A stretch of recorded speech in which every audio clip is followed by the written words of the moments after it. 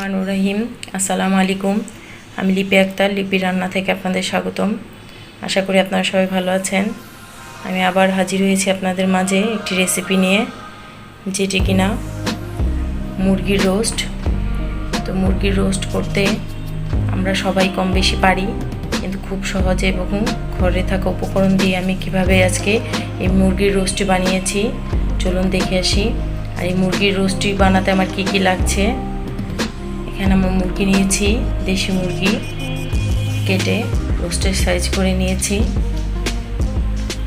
এখানে আমি পোস্তদানা, এটা হচ্ছে পোস্তদানা, জায়ফল, জয়ত্রী, কালো গোলমরিচ।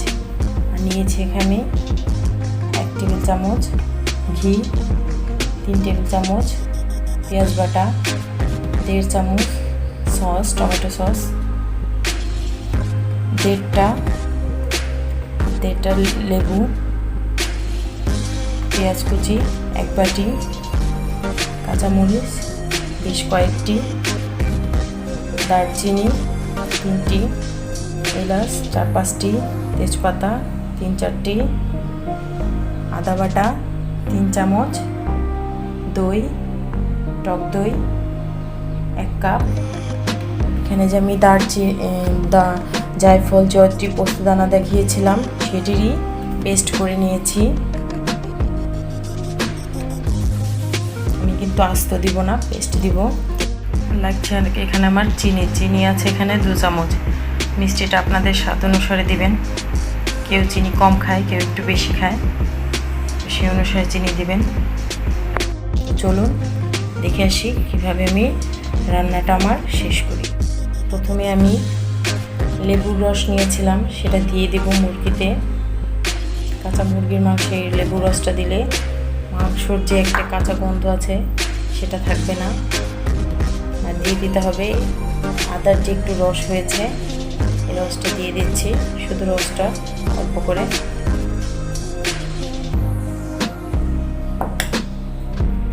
আর দিয়ে নিচ্ছি স্বাদ মতো লবণ।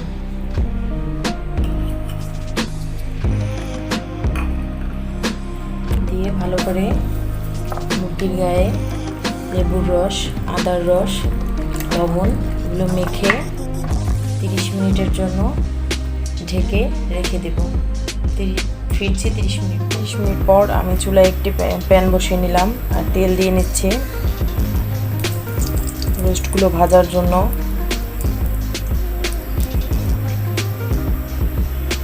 প্রায় 1.5 কাপের মতো তেল দিয়ে নিলাম। তেল দিয়ে তেলটা গরম হতে দেব। তেলটা গরম হয়ে গেলে আমি রোস্টগুলো দিয়ে দেব। 30 মিনিট পর আমার মাংসগুলো কিন্তু খুব সুন্দর, একদম লেবুর রস, আদা বাটা দিয়েছিলাম, সেগুলো কিন্তু ম্যারিনেট হয়ে গিয়েছে।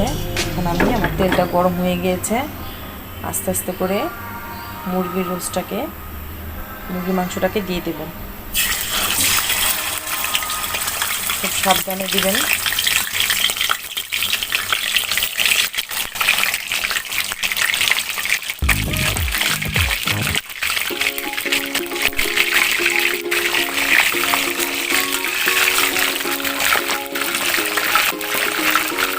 আমি এখন রোস্টগুলোকে সম্পূর্ণ ভেজে আপনাদের দেখাচ্ছি।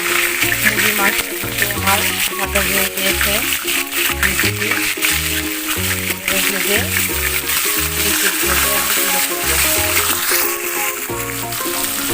কুচি করা পেঁয়াজ নিয়েছিলাম, সেগুলো তেলে ভেজে নিচ্ছি, বেরেস্তা করে নেব।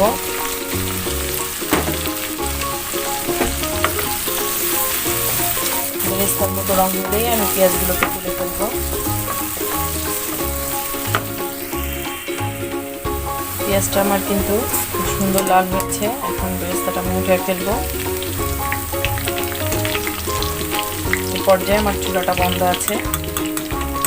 বেরেস্তা উঠিয়ে চুলায় একটি পাতিল বসিয়ে নিলাম। এখন দিয়ে দেবো তেল।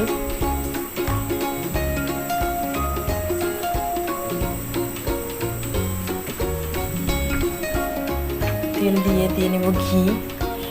চুলার আঁচটা এই পর্যায়ে কমিয়ে রাখবেন, মানে ঘিটা পুড়ে যাবে।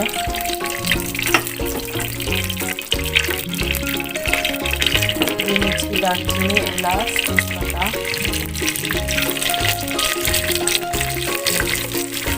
দিয়ে হালকা একটু ভেজে দেব।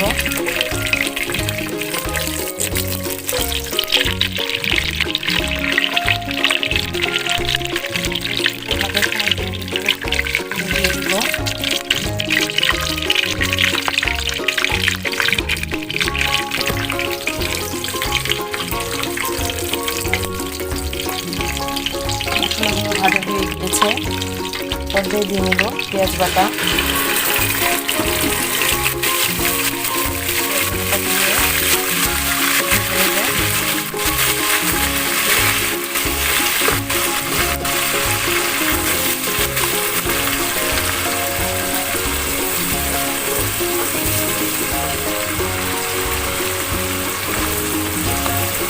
ভালো করে ভাজতে হবে, পেঁয়াজের একটি কাঁচা গন্ধ আছে সেটা যেন চলে যায়।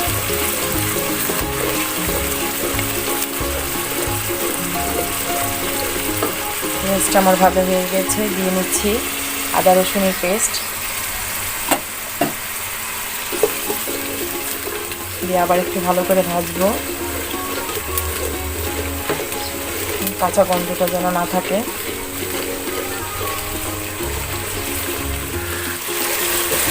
আদা রসুন পেঁয়াজটা ভালো মতো কষানো হয়ে গিয়েছে। এখন দিয়ে নেব জায়ফল, জয়ত্রী, পোস্তদানা, গোলমরিচ, এগুলোর পেস্ট দিয়ে আবার ভালো করে কষাতে হবে।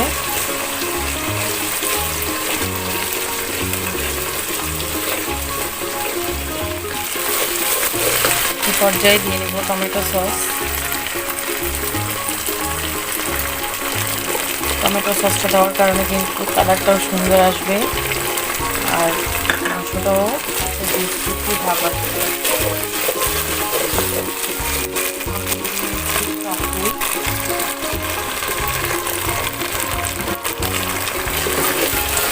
টকদইটা দিয়ে আবার বেশ কিছুক্ষণ ভালো করে কষাতে হবে।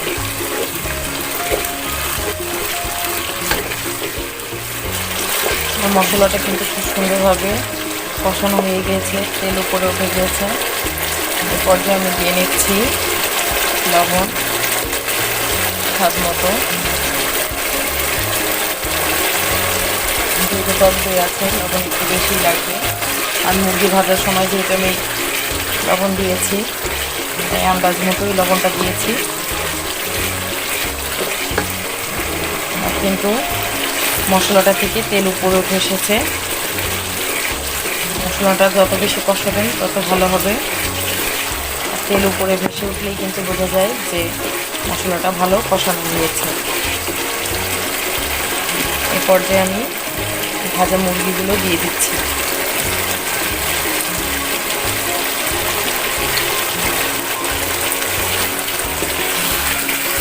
দিয়ে ভালো করে নেড়েচেড়ে একটু কষাবো।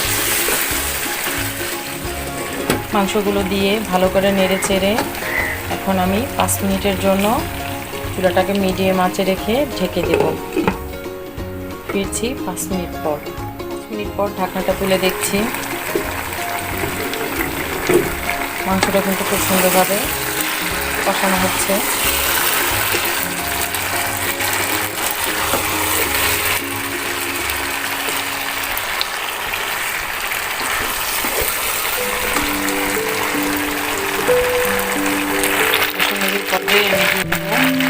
বেরেস্তা করে রেখেছিলাম, বেরেস্তাটা দিয়ে ভালো করে একদম মিক্স করে নেব।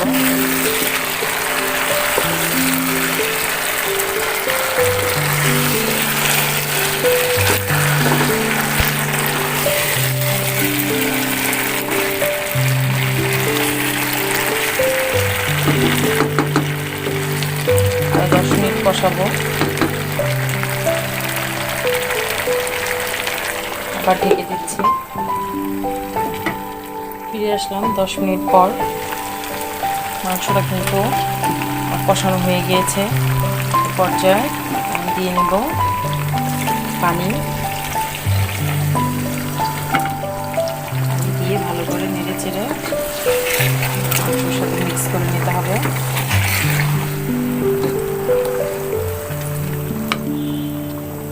পর্যায়ে দিয়ে নেব আমি চিনি।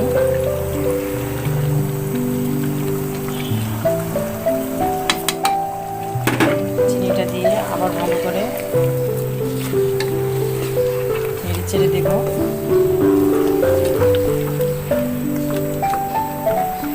খুব বেশি পানি দিব না, কারণ মাংসটা আমার ভাজার সময় অনেকটা রান্না হয়ে গিয়েছে, কষানোর আরও পুরোটা রান্না হয়ে গিয়েছে, তাই বেশি পানি দেবো না, একটু পানি দেবো, রেসিপিতেই রান্না হয়ে যাবে। আর দিয়ে নেব বেশ কয়েকটি কাঁচামরিচ। কাঁচামরিচগুলোকে হাত দিয়ে একটু একটু করে ভেঙে দেব।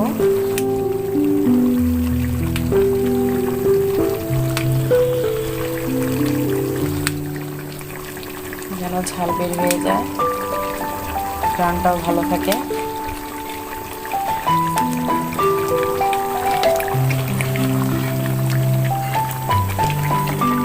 এখন দিয়ে 10-15 মিনিটের মতো রান্না করব। ফিরছি 15 মিনিট পর আমি ঢাকাটা তুলে দেখছি। আমার রোস্টটা কিন্তু অলরেডি রান্না শেষ, মাংসটাও ভালো সিদ্ধ হয়েছে। আমি একটু হালকা ঝোল রাখবো, এটা শুকালে ঠান্ডা হলে আরও শুকিয়ে যাবে, ঝোলটা আরও টেনে যাবে। আপনারা চাইলে আর একটু ঝোলটাকে টানিয়ে শুকিয়ে নিতে পারেন। আমি একটু হালকা রাখবো, এটা বন্ধ করে তাদেরকে তুলে দেখাচ্ছি। তো দেখে নিলেন কত সহজে আমি এই রোস্টের রেসিপিটা করেছি, কত অল্প সময় লেগেছে, কত তাড়াতাড়ি করে আমি এই রোস্টটি করেছি ঘরে থাকা অল্প উপকরণ দিয়েই। তো আমার এই রেসিপিটি যদি ভালো লেগে থাকে অবশ্যই একটি লাইক দিবেন এবং কমেন্ট করে জানাবেন যে কেমন হয়েছে আমার রেসিপিটা। আশা করি আপনারাও এটা ট্রাই করবেন আপনাদের বাসায়। তো এখনও যারা আমার চ্যানেলটিকে সাবস্ক্রাইব করেননি তারা আমার চ্যানেলটিকে সাবস্ক্রাইব করুন এবং পাশে থাকা বেল আইকনটিকে প্রেস করুন, যেন আমার রান্নার নতুন নতুন আপডেটগুলো আপনাদের মোবাইলে পেয়ে যান। সবাই ভালো থাকবেন, সুস্থ থাকবেন। আল্লাহ হাফিজ।